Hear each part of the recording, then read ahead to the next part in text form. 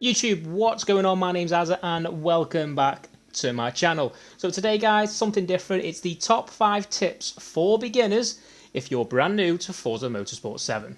Kicking things off guys with number 1. Now number 1 is learning the tracks. Now I don't mean to sit there with a pen and paper and draw the tracks out, write the names of the corners and things like that. What I mean is pick a car and just drive around it.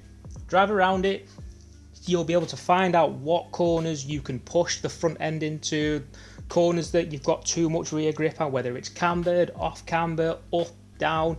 You can learn the track. It gives you such an advantage over other players. The reason why all these guys that you see at the top of the leaderboards, they're not brand new to Forza. There might be the odd exception, but 95% of the people at the top of the leaderboards, they are not brand new to Forza. They are veterans, they know the tracks, they're old school racers. Yeah, they've played the game maybe from Forza 1, Forza 2, Forza 3 onwards.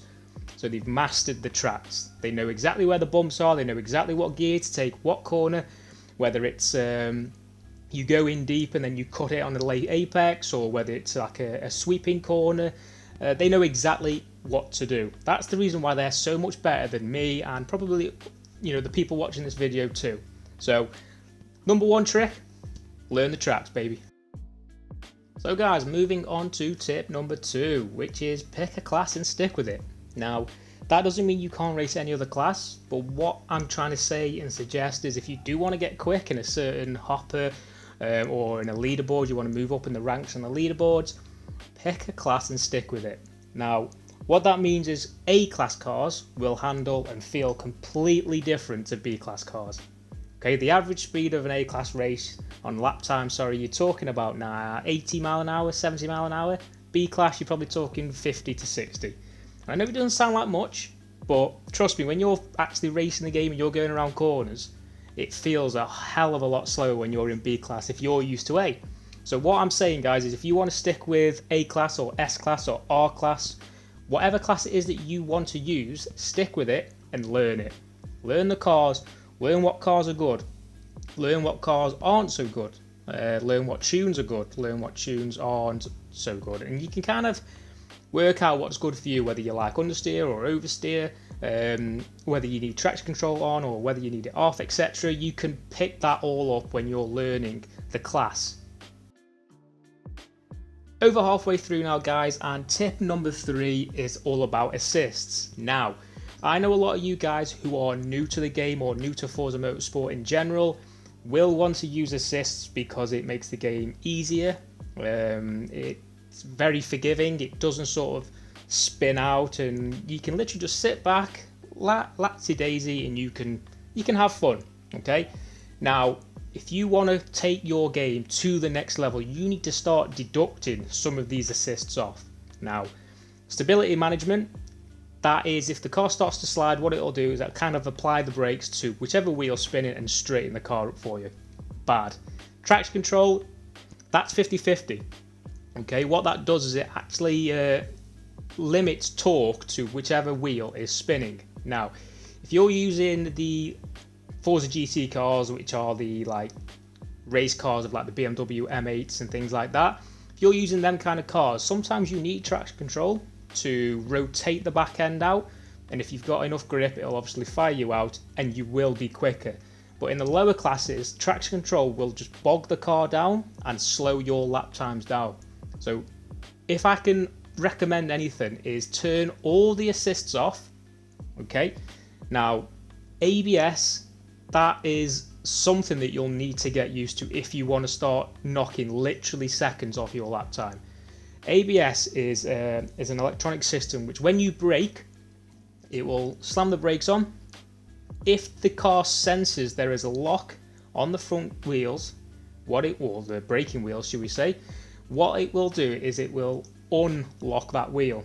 So it's essentially like letting off the brake, even though you've not physically let off the brake. So as you can see, with that kind of image in mind, what's going to happen is your car's going to keep braking, stopping, braking, stopping, braking, stopping. And what's going to happen is you're going to increase your braking distance. Now, if you want to go quicker, you want the shortest braking distance and the quickest time on the throttle. That's what's going to make your lap times quicker.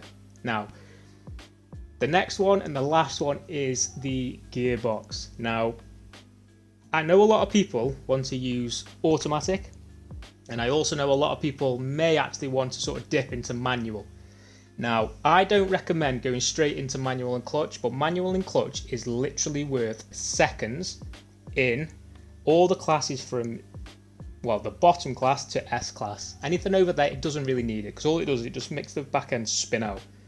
So on the screen now, guys, I've got two drag races running side by side. Now, the one on the left is the one that's automatic, and the one on the right is the one that's manual and clutch. They're both the exact same car, okay? It's a completely stock car, and as you can see, the one on the right is quicker than the one on the left. Yeah? Run manual and clutch if you can. Always learn it though, guys. Get on yourself, like I said earlier, get on free play, learn your track, learn your class in your car. And if you're on automatic, switch it to manual. Switch it to manual, run it a few laps to see if you can get there or thereabouts with your lap time. And then, if you're there or thereabouts, carry on what you're doing, but put it to manual and clutch. So every time you change a gear, you just press the left bumper.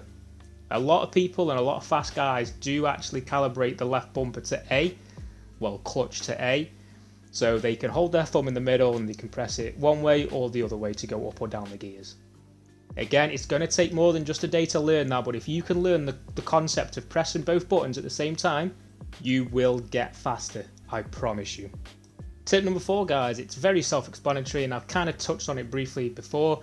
Use competitive cars. If you want to be better, if you want to win races, if you're in S-Class, use the Ferrari F50. Use the Lotus Elise GT1. If you're in A-Class, use the Alfa 33 Stradale. Use these cars, guys, because these are going to give you better races overall. The reason for it, because say if you come up against some very, very quick guys in the lobby, they're going to be 9 times out of 10, unless they've been battered off and rammed, they're going to be at the front. And if you're in these faster cars and you're setting these lap times that are there or thereabouts with the guys using different kind of cars, because obviously when we join lobbies, we like to use different kind of cars because it makes the game a bit more fun for us. Because if we all use these Ferrari F50s and things like that, we'd start and we'd run away, and 10 seconds later, second, third, and fourth would finish. It's not very fun. So we kind of use different cars to spice things up a bit and make it a bit more difficult for us, so we can have more and better races with you guys. So if you're using these Ferrari F50s, these Elise GT1s, you're going to be setting rapid lap times, and we're going to be able to have some very, very good close racing with you. And what that's going to do is it's just going to make you a better Forza racer. And let's be honest, guys, that's the reason why you've clicked on this video, is to get better. Now, the final tip is just reach out to racers who are fast. Now, if you join a lobby and you see me in there, just send me a message or send me an invite to a party or whatever. 9 times out of 10, I'm playing on my own and I'll join and we can have a bit of a chat, have a bit of banter, and I can kind of show you the ropes, show you what cars to use, how to use what car on certain tracks and things like that. And where the game is at the moment, the last thing we need is more people leaving the game, because the lobbies are getting shorter and shorter and shorter. And all we want to do is we just want to race. We want lobbies full of 24 people, and if you guys are enjoying the game, setting fast lap times, and really, really getting on with other people in the in the community, you're gonna play the game more. You're gonna make more friends, and you're gonna get quicker. It's as simple as that, guys. So that rounds off my top 5 tips. If you've got any other tips for me or anyone else in the comments section down below, please leave them. Okay, all tips will be welcome. And yeah, let's try and get the guys who are watching this video, let's try and make them quicker, enjoy the game more, and fingers crossed, guys, we can all see you in the future and we can have some good racing. But yeah, this is the end of the video, guys. Please like, comment and subscribe, and as always, stay tuned for more.